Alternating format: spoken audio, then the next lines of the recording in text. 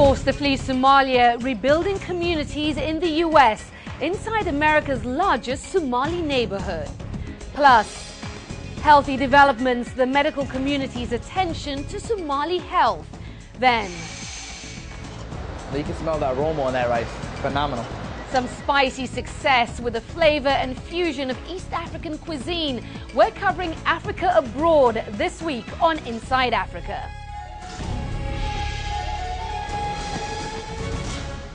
Hello and welcome to Inside Africa. I'm Aisha Sasay. This week we're going beyond the continent's borders to explore the African diaspora. In Somalia, it's a well-known script. An ongoing civil war has caused instability throughout the country and displaced countless people. Now, tens of thousands of these refugees live in the US state of Minnesota. We went into the local East African neighborhood and found how Somalis are adjusting in their new home.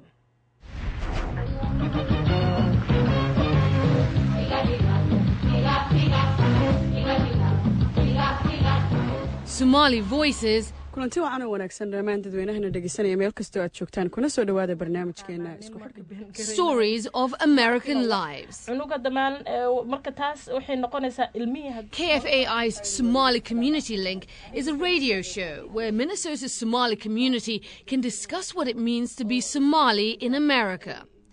ama dadka waaweyn ha noqdo ama xataa dhalinyarada laftigoodu 24-year-old Zuhur Ahmed has hosted this weekly program for nearly 3 years.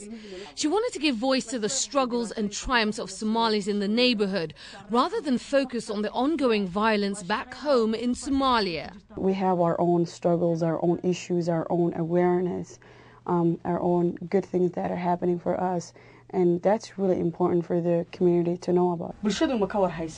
Ahmed says she's inspired by the strength of fellow immigrants and she can't help but be active in the community. I view myself as American, but then I never forget that I'm Somali. And I want to make sure that I, live my dream as an American, live the American dream, get to the best high place I can be, but then also give back to the community. Many other Somalis are trying to get by in Minneapolis and along the way reinvest in their communities. At least 30,000 Somalis live in Minnesota. That's more than any other American state. Refugees first came here for the state's strong social services, educational opportunities and availability of jobs for unskilled workers. As more Somalis arrived, the number of civic groups grew. And there were more Somali social workers and interpreters like Hassan Diri. When he first arrived here, Diri wanted to help others assimilate. So he got a job with the local Office of Multicultural Services to assist other immigrants with government services. They come here confused, not knowing how to navigate the system. They have a lot of problems when they come. We help them, we show them how easy it is, and they know that we're here to help. So they live with smiles on their faces, which makes us happy. Office manager Gillian Kyle says the staff finds much fulfillment helping others. They were hired because of their immigrant or refugee experience and or their commitment to their communities, how involved they were with their communities, and that's very typical of all of our immigrant communities, but especially in the Somali community. People really want to help each other, they want to help their community, and they want to prosper. Many Somali immigrants are prospering thanks to their own businesses. And the African Development Center plays a big role in business development, providing loans and advice. Running a small business is hard as is, whether you are from here or you're not from here.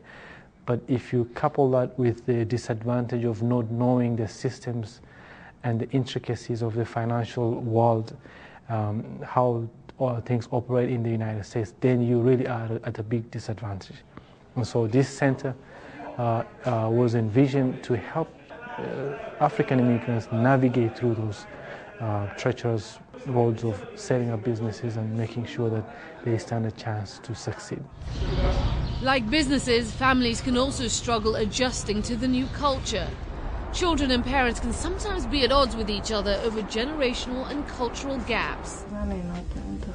Abia Ali runs a recreational program that counsels young Somali women on culture and health education. The idea came out of her own experience. She first settled in Canada and struggled without a strong support system and home. I ended up as a homeless, being in a shelter, like from shelter, then I go to college. I mean, some of my friends used to say, where do you last night slept? I said, I was in a shelter. Here is the kitchen. So by understanding of how difficult I've been through, I don't want any young girls to go through of that. So she's made it her mission to tell her story to others, as she did on Zuhur Ahmed's radio show. Then I have to end up in a shelter. The neat and unique thing about it is the community here has a voice, and they know that. So they really try to use that voice collectively to get down to their issues. Many Somalis in Minnesota also spoke of eventually returning to Somalia to help rebuild their communities there. When we return, the unique challenges that come with introducing Somali immigrants to American healthcare.